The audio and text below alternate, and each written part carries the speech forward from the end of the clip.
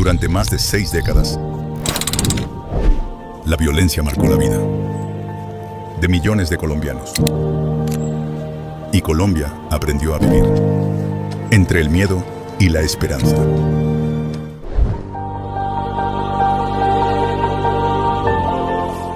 Más de 9 millones de víctimas y 6 décadas de guerra, desplazamientos, desapariciones y masacres, e intentos de paz.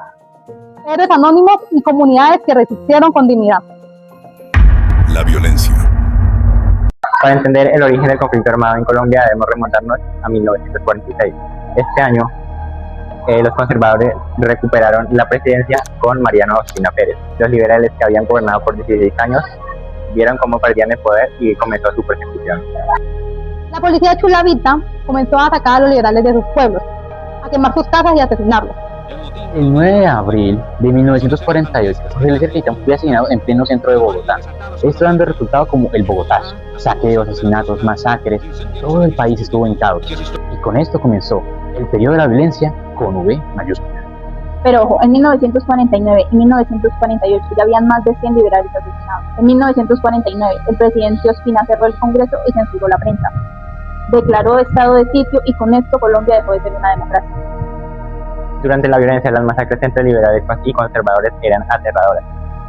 En Tolima, los pájaros, que eran conservadores, desmembraban a sus víctimas y violaban a las mujeres frente a sus maridos. Empezaron a aparecer miles de cadáveres en los ríos. El sacerdote Germán Guzmán documentó alrededor de 130.000 víctimas, pero estudios recientes hechos por la Comisión de la Verdad dicen que fueron aproximadamente unos 200.000. En 1953, el general Gustavo Rojas Pinilla tomó el poder diciendo que iba a pacificarlo, haciendo una amnistía.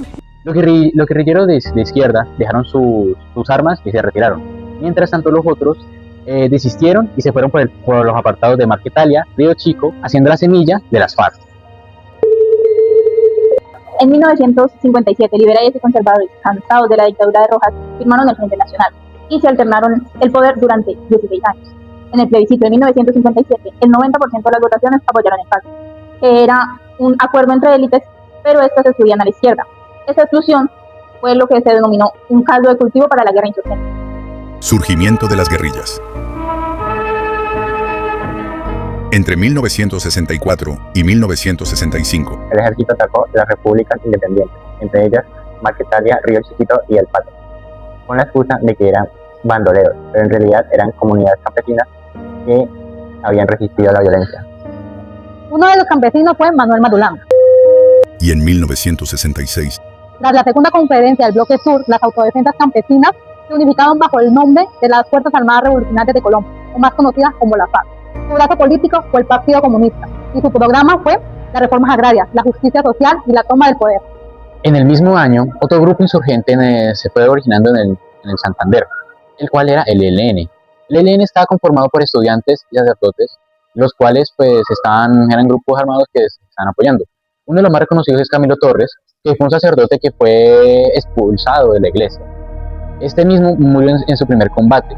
En 1967, nació el EPL, o el Ejército Popular de Liberación, vinculado al Partido Comunista. Su principal zona de influencia fue Urabá y Córdoba, donde impulsaron la toma de tierras y los sindicatos bananeros. Y en 1970, tras el fraude electoral que amplió la presidencia de Rojas Pinilla, apareció el M-19, que fue una guerrilla urbana nacionalista que combinaba las acciones espectaculares con una retórica de revolución democrática. El M-19 tomó la Embajada de República Dominicana en 1980 y en ese mismo año ocurrió el robo de armas del Cantón Norte. Posteriormente, en 1985, ocurriría un hecho histórico, la toma del Palacio de Justicia, donde 35 guerrilleros ingresaron al edificio y tomaron como rehenes a magistrados y empleados. La respuesta del ejército fue desproporcional. Durante 24 horas, tanques y helicópteros dispararon contra el palacio, muriendo más de 100 personas, entre ellos 11 ministros de la Corte Suprema, guerrilla y muchos civiles. La toma del Palacio de Justicia no solo fue una tragedia humanitaria, sino que fue una tragedia en la cual no se pudo generar el Tratado de Paz, debido a que la UP era una de las que apoyaba a las conversaciones de lo que son las FARC. Debido a esto, que entre el 1985 y 2002 se generaron una de las masacres de estos, ya que hubieron más de 5.000 asesinados por parte de los paramilitares y agentes del Estado, siendo una de las masacres más grandes conocidas.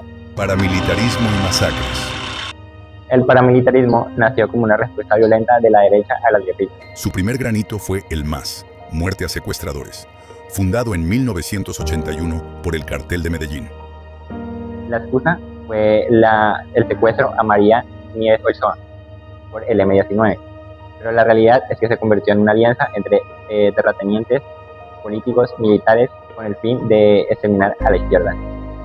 Pablo Escobar fue uno de los principales financiadores, pero también González Rodríguez, alias el Mexicano. Este comandaba las autodefensas del Magdalena Medio, y ambos creaban un ejército privado que masacraba al líder de la UP, campesinos inocentes y sindicalistas. En 1997, los diferentes grupos paramilitares se unificaron en las Autodefensas Unidas de Colombia, en la cual los comandantes principales eran Carlos y Vicente Castaño. Usaron una estrategia de quitarle el agua al pez. ¿Qué trataba esto? Era masacrar al grupo civil para que dejaran de apoyar a la guerrilla. La lista de masacres paramilitares es extensa, pero nombraremos algunas más emblemáticas. En el 2000, en el Salado Bolívar, más de 60 campesinos fueron degollados, algunos con machetes, otros con motosierra. En el 2001, en Chengüe, Sucre, 27 personas fueron asesinadas a golpes. Los paramilitares los obligaron a reunirse en la cancha de fútbol, donde separaron a los que se encontraban en listas y los mataron uno por uno. No solo los paramilitares masacraron, las guerrillas también cometieron muchas atrocidades. En La Chinita, apartado 1994, las FARC asesinaron a 35 personas, la mayoría desmovilizados del EPL y sus familias. En Bojayá, Chocó 2002, las FARC lanzaron un cilindro bomba contra una iglesia donde se refugiaban 400 personas.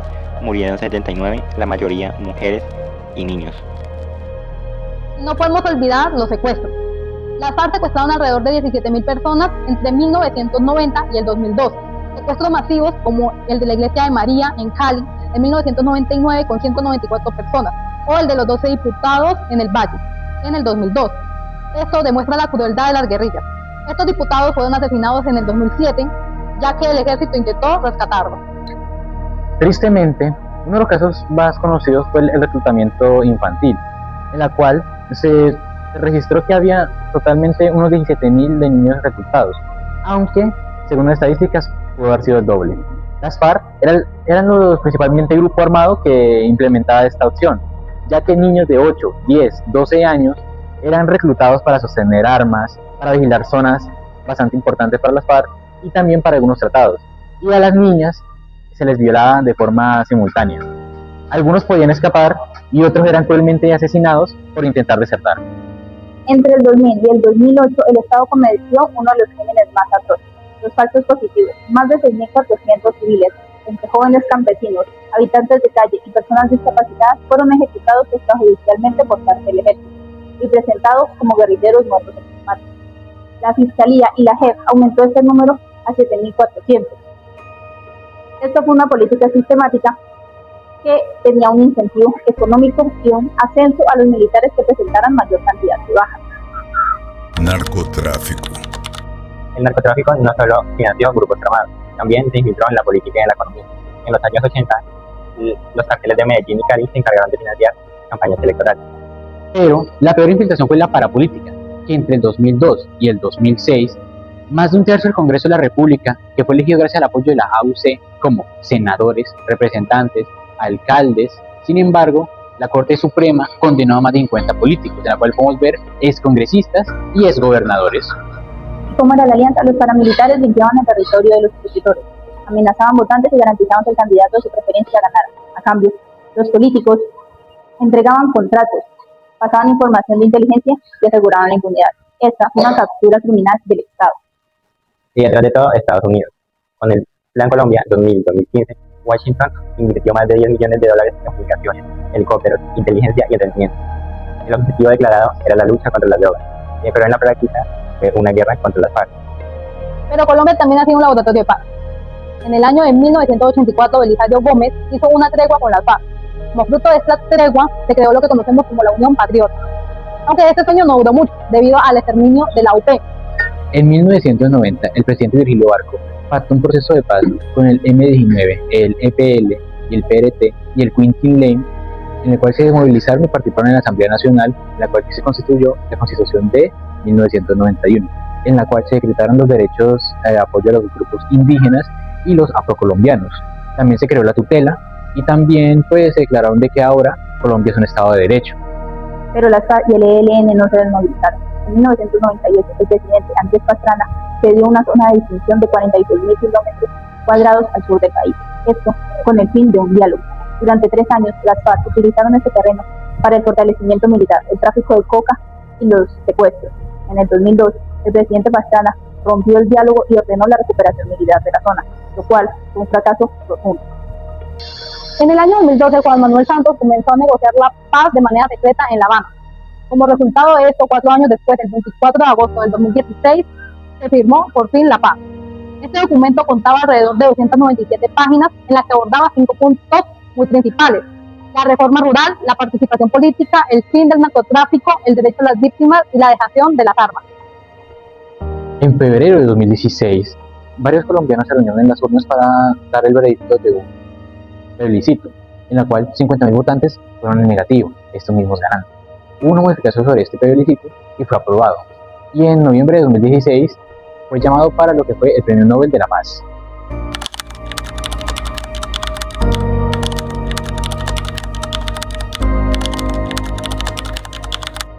Hoy, a 10 años de la firma del acuerdo, la paz sigue siendo frágil. El ELN aún no se ha desmovilizado y las disidencias de las FARC, la nueva Marquetalia, controlan los territorios donde hay cultivos de coca. Los líderes sociales y excombatientes siguen siendo asesinados, más de 1.300 desde el 2016. Y la JEP, ahora un poco desfinanciada, lucha por conseguir y por hacer su labor. Como estudiantes de psicología, entendemos que el trauma no se soluciona con el olvido, se soluciona con el recuerdo. Las víctimas no piden venganza o piden alguna clemencia, una recompensa. Lo que piden es justicia y que esto no se vuelva a repetir. Con un acuerdo y con esto podemos ayudar de que ya no haya muchísimas víctimas a futuro.